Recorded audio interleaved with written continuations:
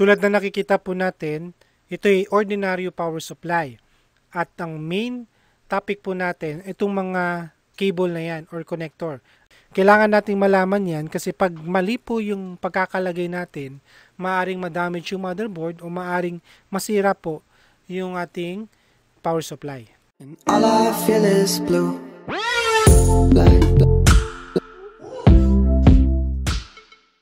Tulad nung nauna kong mga video, yung power supply unit or PSU ang nagbibigay ng power dun sa computer hardware natin by way of several cables na ito.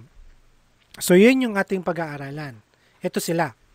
Yung ATX 24 pin or P1, yung ATX 12V or P4, yung EPS 12V or 8-pin CPU power connector, yung Molex.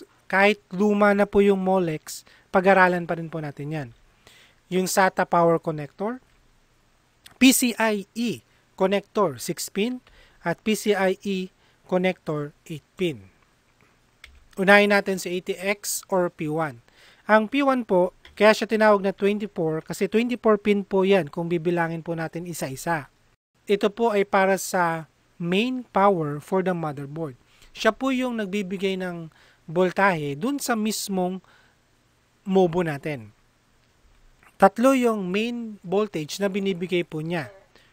3.3 volts, 5 volts, tsaka 12 volts. Mamaya pag-usapan natin para saan yung mga yang voltahe na yan. Yung mga ATX 24 pin, nagsimula siya sa 20 pin. Tapos ngayon, ang mga modern computer ngayon ay gumagamit na po ng 24 pin. Ibig sabihin, kung ang inyong computer ay 20 pin pa lang, pa rin, it means luma na po yung inyong computer. So dito po nilalagay yung ating ATX 24 pin sa part na to. Usually, katabi po yan ng ng RAM. At hindi tayo pwedeng magkamali ng paglagay ng P1. Kasi kung titingnan natin ng malapitan, meron po siyang orientation yan. No? Merong square, merong parang bahay, yung shape. So, hindi nyo po yan pwede na i-connect o magkamali kayo. Pero na lang kung pupersahin nyo, masisira po yung either motherboard or yung connector natin galing sa power supply. So, pag nilagay natin yan, automatic po, yung lock na to, sasabit po dito. Yan, sa hump na yan. So, hindi yan basta-basta matatanggal. So, kailangan yung ipit po yung part na to para dahan-dahan yung matanggal yung P1 connector natin. Mapapansin nyo rin dito na may mga iba't ibang kulay. Hindi yan para sa design. Halimbawa, para saan tong red, orange, yellow, black. Yung mga yellow wire, yan po ay 12 volts. Ibig sabihin, ang dumadaloy po dyan ay 12 volts. Siyempre, sa electronics, kapag black po yan, usually yung black wire, yan po ay kumakatawan sa mga ground. Okay, para makompleto po yung isang voltage. 12 volts tsaka ground. Kaya po may 12 volts ang motherboard kasi nagsusupply po siya ng power dito sa PCIe 16. Ito po ay para sa mga video card. So, yung mga ordinary video card, pwede niyang bigyan ng power. O kaya, maglagay kayo ng PCI dito, video card, sound card, tuner card, yun. Susuplayan po yan, gamit po yung 12 volts. Meron din naman po tayong tinatawag na CPU fan. Nakakonect din po yan dun sa ating motherboard. So, itong yellow wire na yun, yun po ang nagpapaikot o nagbibigay ng voltahe sa mga CPU fan. At meron din pong mga tinatawag na system fan. Ayan, may makikita po kayo sa motherboard na system fan. Doon din po ikakabit at 12 volts din po yung binibigay niya doon para umikot po yung mga system fan. Yung mga kinakabit natin sa ating system unit para lumamig o matanggal niya yung init na napoproduce ng ating motherboard. Kaya meron pong 12 volts po dito. Yung red wire naman po, red tsaka black, yan po ay 5 volts. Ang 5 volts po ay nagbibigay po ng power sa mga microprocessor. Siyempre, kailangan din po yung 5 volts para mag-power on yung computer. Mamaya, pag-usapan natin kung paano nagpa-power on yung ating computer. Yung orange wire naman po, yan ay 3.3 volts. para yan dun sa mga maliliit na microchips. Malamang na 3.3 volts po ang ginagamit po doon. Yung nakita nyo pong green wire, yan. Ayan po ay para sa power on. Pag pinindot nyo po yung power on ng system unit po ninyo, para pong nag-short or nagdidikit si green tsaka si black wire para mag-power on ang ating computer. Ginagawa namin to as mga technician para ma-check kung gumagana pa yung ating power supply unit. Sinushort namin tong green tsaka black. Okay. Pero wag nyo laging gawin yon kasi baka biglang pumutok, halimbawa sira na yung power supply, pumutok yung capacitor, magulat tayo, no? So, ginagawa lang po yun ng mga matatagal nang nagre-repair ng computer. So, yun. So, yun yung green wire. So, yun yung mga basic. Yung yellow, yung red wire, yung orange wire, color coding. Para maintindihan natin yung voltahe na tumatakbo sa ating motherboard. Next tayo. Yung 4-pin ATX 12V, ibig sabihin ng 12V ay 12 volts. Kasi itong ATX na ito, or P4 na to, 4 lang yung wire na makikita nyo dyan. 2 yellow, tsaka 2 black. Sabi dito, this connector provides power to your CPU. Tandaan natin na ang CPU po ang pinaka-busy sa lahat ng part ng ating computer. Kaya, syempre, busy siya, napakarami niyang trabahong ginagawa, malakas din siyang kumonsumo ng voltahe. Okay? At inilalagay po yan, yun, dun. Hindi rin kayo pwedeng magkamali sa paglagay dyan kasi meron din yung orientation, tsaka merong hump din po yan para mai-connect po natin tong P4. So, ito po yung magbibigay ng voltahe sa ating CPU. Next tayo. Ito naman po yung 8-pin or EPS12V. Sabi dito, this connector provides power to your high-end motherboard. Pakita ko po sa inyo. Yan po yung magandang uri ng motherboard. Tapos, yung 8-pin na to, o EPS12V, dun po inilalagay. Kapag dual core lang po siya, usually 4-pin lang po yung ginagamit, or ATX 12V. Pero, pag 6 core na yan, or 8 core na sa isang CPU, mas nangangailangan siya ng mas maraming voltahe.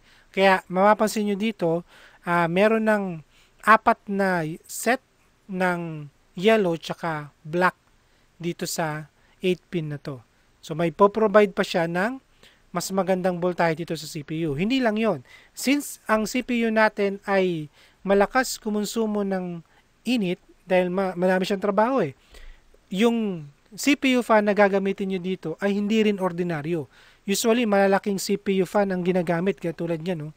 Etong CPU fan na to, 2 to So, dahil 2, mas malakas siyang kumonsumo ng voltahe. Kaya, kailangan din ng mas maraming 12 volts na ibibigay. Sunod natin pag-usapan yung Molex. Sabi dito, Molex ay most computer power supplies come with at least one of this connector. So, ibig sabihin, kahit mga bago na yung mga PSU natin, meron pa rin silang inihanda kahit isang Molex. Mamaya pag-usapan natin bakit. They are used to power old hard drives and CD or DVD-ROM drives. Ito yung example. Medyo sira na itong hard disk drive. Pinaglaruan ko kasi yung hard disk drive. So, itong part na to, ikakabit po dito para mabigyan ng power yung ating hard disk drive. Tapos, mapapansin ninyo, meron color coding din yung Molex. Halimbawa, itong yellow wire na to, which is at 12 volts, yan yung nagbibigay ng voltahe dun sa spindle para umikot siya at mabasa kung anumang data yung nakalagay sa platter. Yung red wire na yan ay 5 volts na nagsusupply ng voltahe dito sa mga microchips na yan. So, gumagana po yung hard disk drive dahil po doon. Meron namang mga system unit, basta may Molex siya, doon na lang i-connect. Pag-usapan naman natin yung SATA 15-pin power connector. Dapat tama po yung pagkakabanggit natin dito. SATA power connector po ito. Kasi merong isang uri ng SATA cable na para naman sa data. Okay? So, this one is a SATA power connector. Ibig sabihin ng SATA is Serial Advanced Technology Attachment.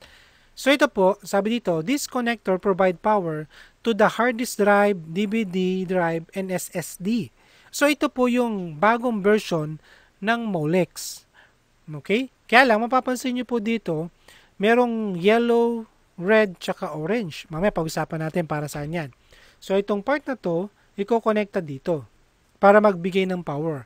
Tapos ito namang part na to ay para sa SATA or SATA cable na para sa data. Mamaya papakita ko sa inyo yung itsura niya. So, mapapansin nyo po, merong red tsaka orange kasi yung red tsaka orange, nabawa, yung red para dun marahil dun sa malalaking IC which is kailangan nila ay 5 volts o operating voltage nila ay 5 volts. Yung orange naman, 3.3, ay para dun sa maliliit na IC. Okay? Tapos yung yellow na yan ay para dun sa spindle para umikot yung spindle motor na mabasa yung ating plotter. Next tayo. Now, dito tayo sa 6-pin PCIe power cable. Ang connector na to can supply video card with an additional 75 watts of energy. Bakit kailangan po ng 6 PCIe power cable? Para po ito sa mga ganitong uri ng mga video card na magaganda yung quality na output ang binibigay sa atin. Doon po yung kinokonekta. Kung ordinaryong video card lang po yung kailangan natin, hindi natin kailangan to. Yung PCI o 6-pin PCIe. Pero, kung gagamit tayo ng magagandang uri ng video card at nakita natin 6-pin ito, so kailangan natin ng 6-pin PCIe. Ang problema, yung power supply na meron ako ay walang 6 PCIe power cable. So, paano masosolve yung problema na yon? Buti na lang po, may mga Molex pa rin yung ating mga power supply. So, pwede po yun. Pwede kayong bumili ng wire na ganito na Molex tapos gagawin pong PCIe 6-pin.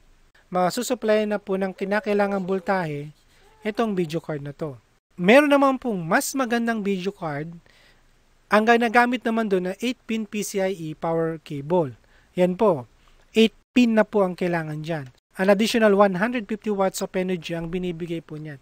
Bakit ang mga video card po ay kailangan may separate na power cable?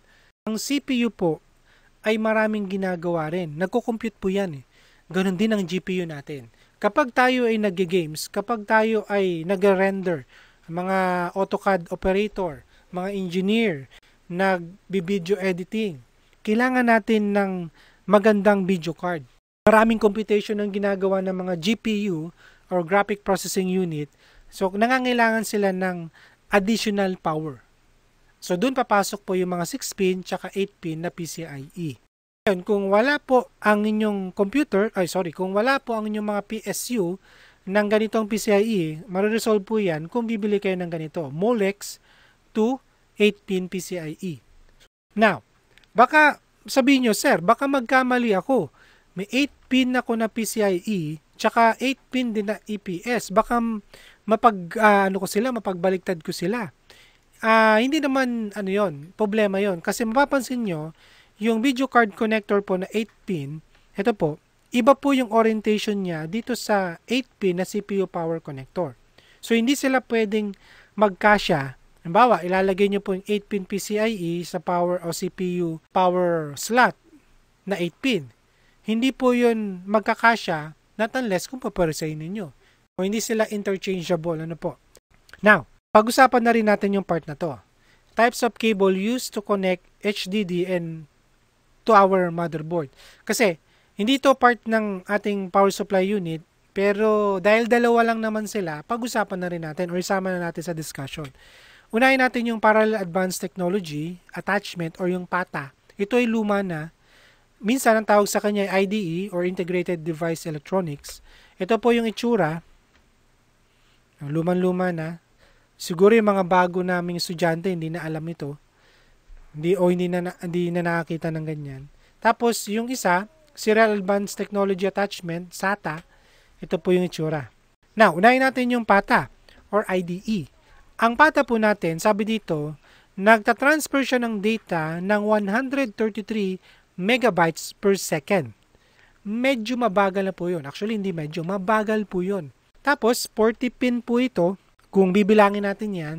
Ang pata po, kailangan alam natin kung alin yung master tsaka alin yung slave. So dito yan, master tsaka slave. Usually, ang master na hard disk drive, nandun yung operating system. Yung slave, yan yung second na hard disk drive na doon natin i-save yung mga data natin. O kaya, slave, doon ilalagay yung mga lumang CD or DVD drive. At ang isa sa mga disadvantage po ng PATA, medyo mas malakas siyang kumonsumo ng power. PATA cable, kukonect dun sa hard disk drive, hindi tayo malilito. Pag nakita natin yung part na to, tsaka yung bungi na yan, magkakasya po yan. Yan, magkoconnect po yan. At isa sa mga pag-aaralan din sa PATA ay ito, yung mga jumper cap. Dapat alam natin kung anong setting yan. Bakit po? Halimbawa, yung hard disk drive na to, ayan, yung hard disk drive na to na ginagamit natin, nandito yung operating system. Ito yung magiging master natin. Pasin nyo, ito yung setting. Para maging master po itong hard disk drive, dapat nandito yung jumper cap. Pag gusto natin gawing slave, dapat walang nakalagay. So, nakita natin dito, may jumper cap. Ito yung tsura ng jumper cap. Inilalagay yan dun para masabing itong hard disk drive na to ay master. Okay? So, nung panahon namin, medyo mahirap yan, dapat pag-aralan yan. Pero malay nyo, lumabas ito dun sa isa sa mga exam sa NC2. So, kailangan alam din natin ito. Again, ito yung hard disk drive. At kapag nangingi ng data si CPU, so dito magta-travel yan. Papunta sa motherboard. Yan. So ito yung PATA cable natin or IDE cable natin. Next, yung SATA. Meron itong version 1 o SATA 1 na 1.5 gigabits per second yung data transfer niya. Yung SATA 2, 3 gigabits per second. At SATA 3, 6 gigabit per second yung data transfer. Meron siyang 7 pin at hindi kailangan ng jumper setting sa part na to. At ang power consumption niya ay mas mababa kung i-compare natin sa ating PATA cable. Pero syempre, kahit wala pong jumper setting ang ating mga SATA port, meron tayong dapat tandaan sa part na to. Halimbawa, yung motherboard na meron po ako ay SATA port version 2. So, masasabi natin version 2 yan kasi po dito SATA 2, tapos nakikita yung 0, 1, 2, 3, and ay port 0, port 1, port 2, port 3. Now, yung hard disk drive na merong operating system, so dun nyo po ilalagay sa SATA 0. Dun sa may pinakamababang number ng port. Kung wala po yung 0, nag-start siya sa 1, di lalagay po natin sa 1. Kasi naka-design po ang computer or ang ating motherboard na unang hahanapin po yung operating system dito po sa pinakamababa na number ng SATA port. Okay? So yung the rest, dyan na po yung mga additional hard disk drive natin o kaya yung mga DVD player na gusto nating idagdag sa ating computer. Yan. So ito yung hard disk drive. So ito yung SATA cable. Dito dadaan yung data. Yan. Tapos kakabit po siya dito sa SATA port 2 na 0 o SATA port 0. Okay. So sa dalawang ito, masasabi natin ang IDE ay luma. So dapat ang computer na ginagamit natin ay hindi po PATA or IDE cable. Dapat po yun ay SATA cable na po ang gamit natin. So yun, ang ating lesson, power supply cable.